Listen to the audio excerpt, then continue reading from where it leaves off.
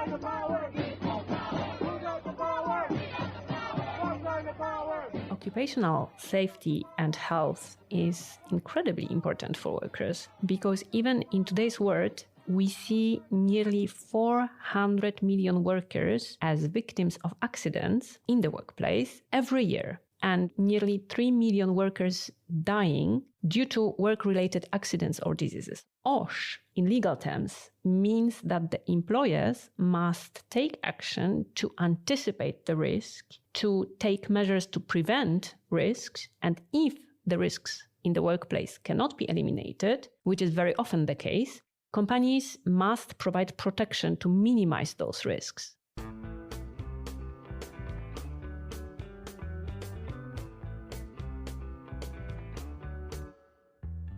Hello and welcome back to Collective Voices, the podcast from the International Trade Union Confederation.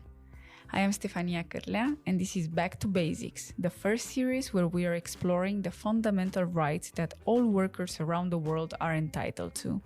In our previous episode, we talked about discrimination, how workers are still judged and treated differently based on gender, race, migration status, or other factors. We looked at how unions throughout history have challenged those barriers, have won landmark cases, and have helped people negotiate better protections. Make sure to check it out, it's an interesting one. In today's episode, we are going to look at a right that concerns every single one of us, and that's very often taken for granted until it's gone. It's the right to a safe and healthy working environment. This is what we call occupational safety and health, also known as OSH. These are a set of protections that help keep workers safe from injuries, illnesses, and hazards in the workplace. And in order to understand the topic better and what it really means OSH in practice, I am joined today by my colleague Zuzanna Muskat-Gorska, lawyer in the ITUC's legal department. Zuzanna, welcome to Collective Voices. Hello, Stefania, and thanks for inviting me. So before we start with today's topic, Zuzanna, can you please introduce yourself and tell us a little bit about your background and your work?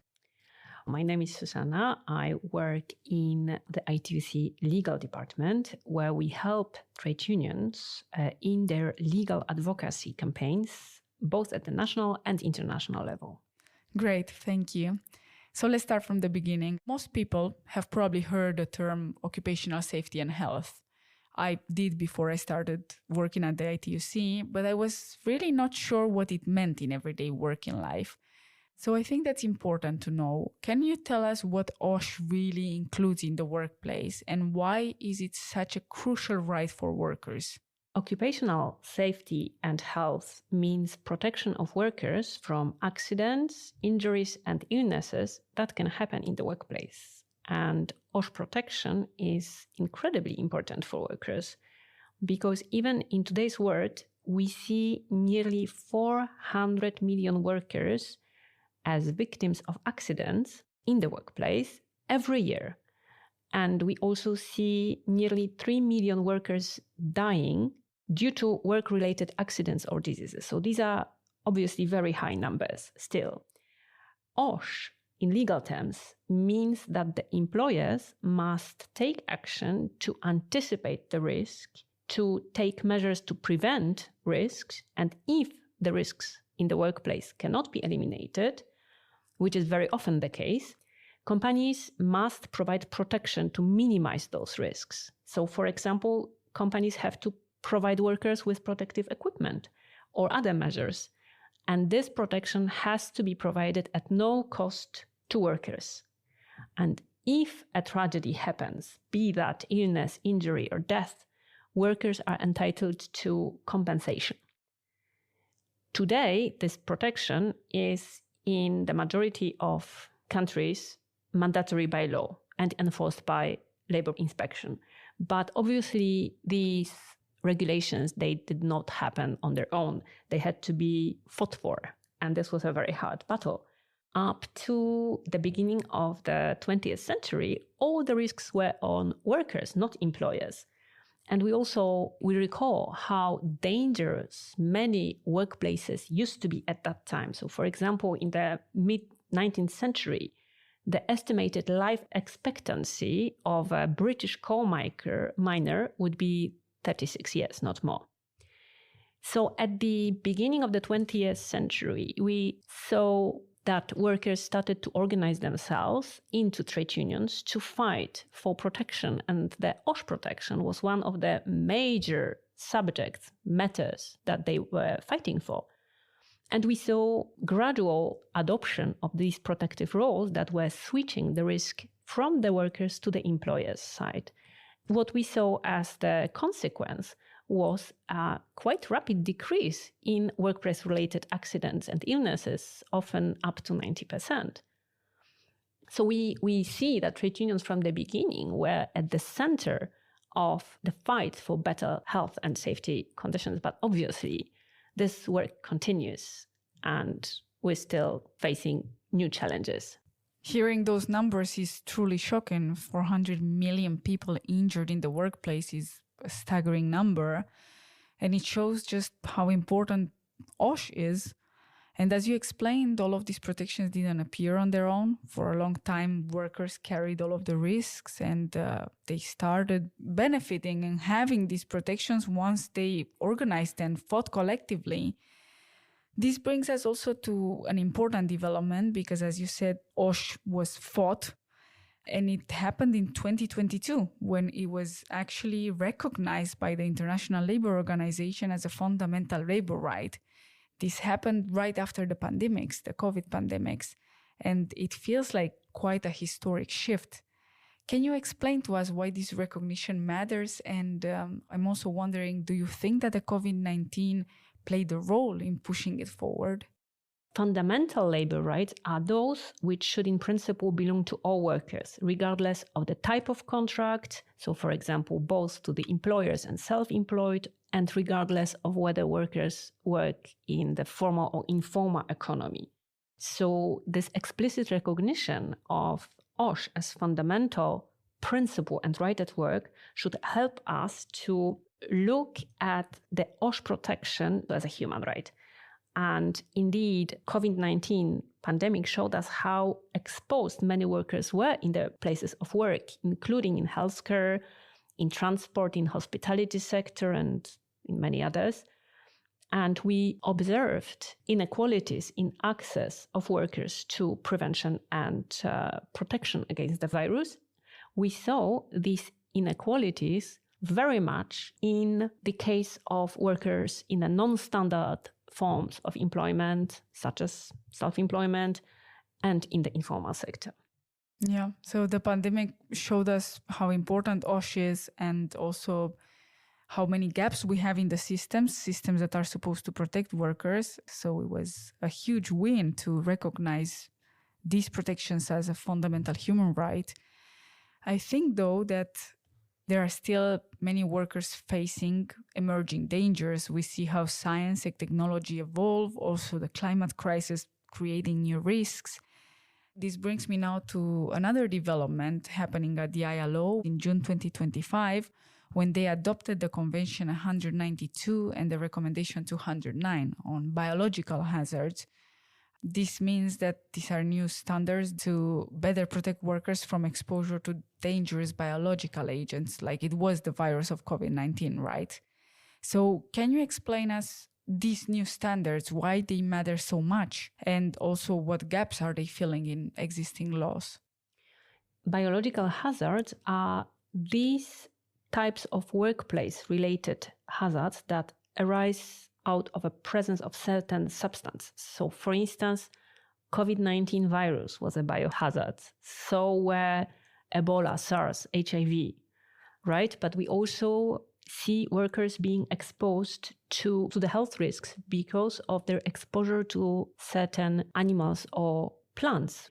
Workers can suffer from snake bites, for instance, in the agricultural fields or at construction sites, or they can have allergic reaction to tobacco at tobacco plantations. So until now, the problem was that the traditional safety and health laws may not properly address these issues. And that's why the adoption of this new specialized convention and recommendation focused on biohazards, indeed, it was quite a big union win because workers' side was very strongly advocating for as broad scope as possible to cover in a very comprehensive way the biohazards.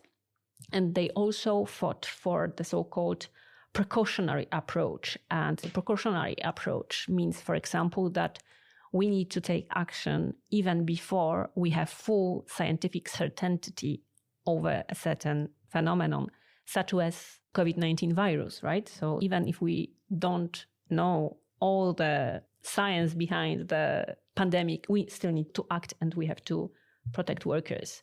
And what was also important is that, and that was very much part of the trade union advocacy, was that the new standard specifically mentions the need to address climate and environmental risks, or not only workers' physical, but also mental well-being. So indeed, the new standard can result in an important improvement in OSH laws and protections. The workers united will never be defeated.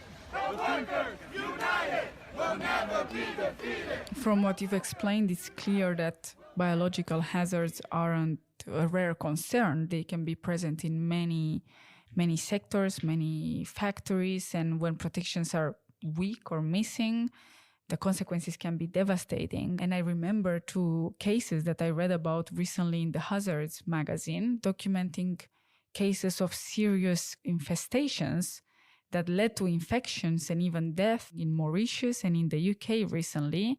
And employers actually completely ignored the complaints of the workers until unions stepped in.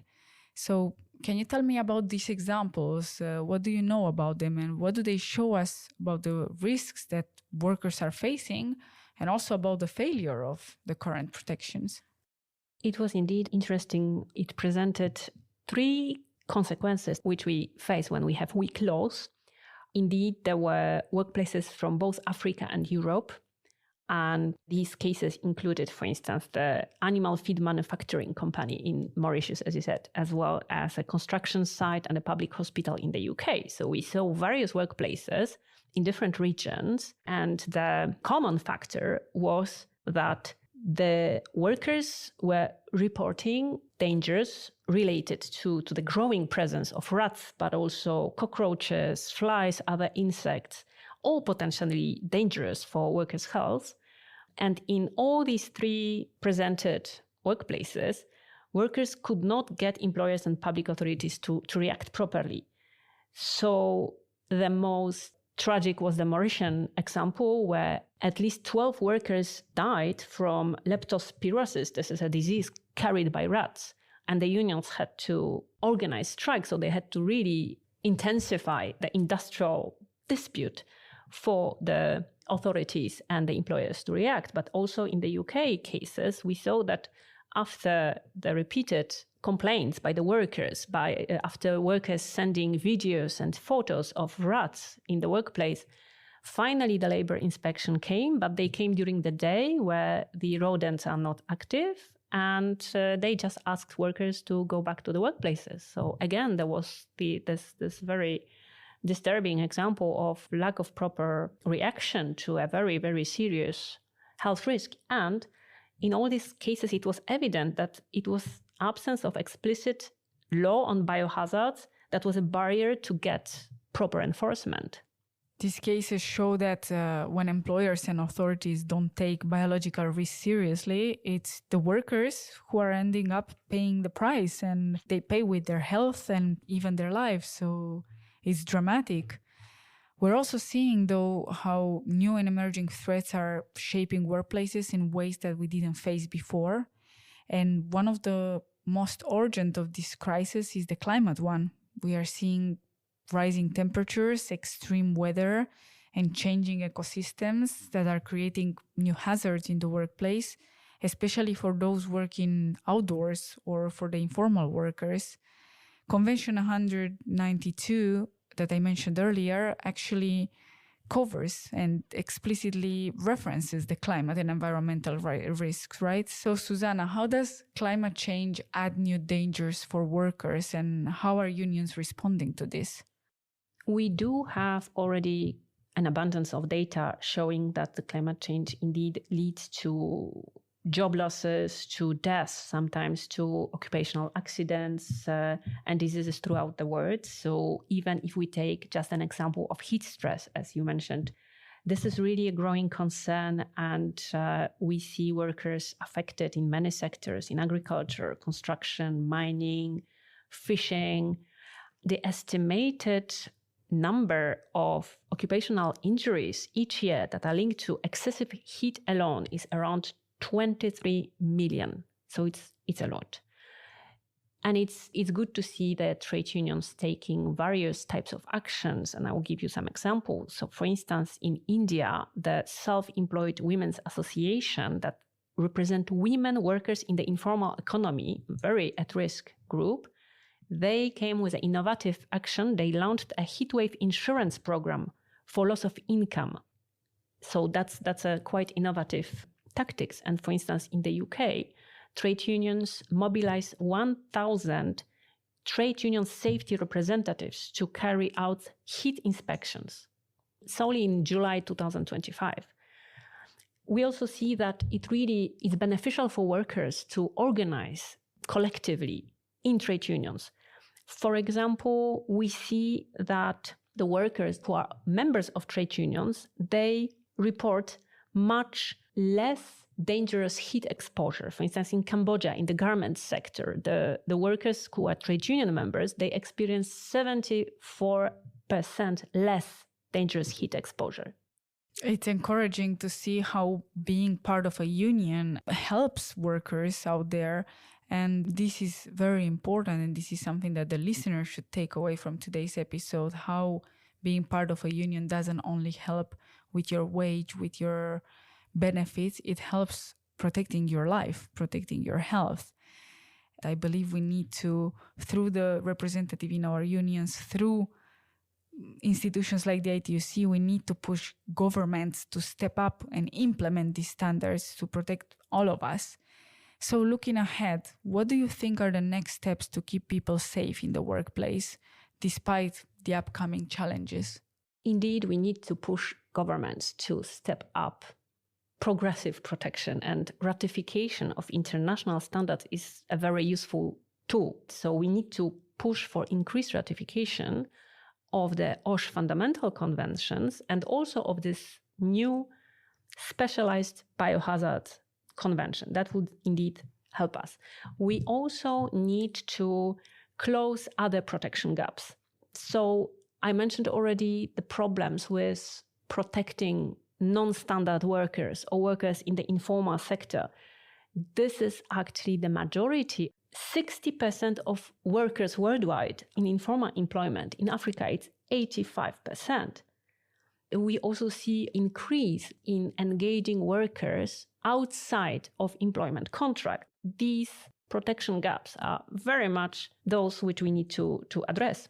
Indeed, Zuzanna, recognizing OSH as a human right is not enough on its own. We need governments to ratify them. So our safety doesn't depend on the type of contract that we have or whether we are classified as self-employed or not.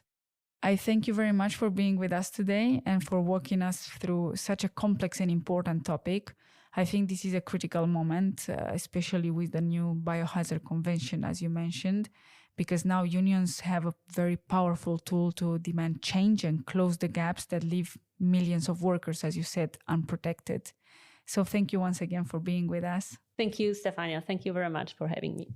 And to our listeners, thank you for being with us for episode 6. In our next and final episode of the Back to Basics series, we are going to look at the right that helps protect and ensure all of the other rights, the strike. When dialogue fails and when workers have no other option, it is the right to withdraw their labor that gives workers real power to demand change. It is a right that is often misunderstood, criticized, or restricted, but without it, many of the protections that we take for granted today would not exist. So to find out more, make sure to tune in. In the meantime, if you found this conversation useful, please subscribe, share this episode, and stay connected for more insights on how we can shape a just and equitable future through collective action. See you next time.